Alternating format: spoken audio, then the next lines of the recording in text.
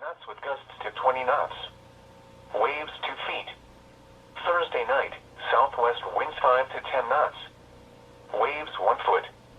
Friday, southwest winds 10 to 15 knots, becoming northwest 15 to 20 knots after midnight.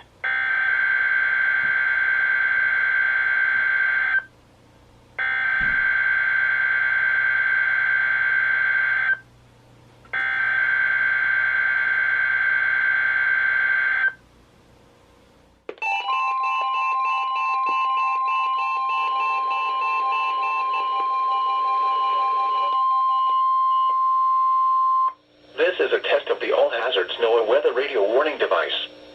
During potentially dangerous weather situations, specially built weather radios will be automatically activated to warn of the impending hazards. Tests of these radios and the warning alarm system will be conducted by the National Weather Service every Wednesday between 11 a.m. and noon. If there is a threat of severe weather, the test will be postponed to the next available good weather day.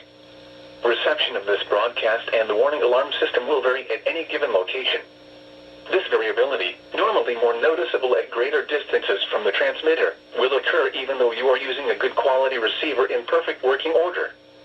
To provide the most consistent warning service possible, the warning alarm will only be activated for warnings in selected watches affecting the listening area.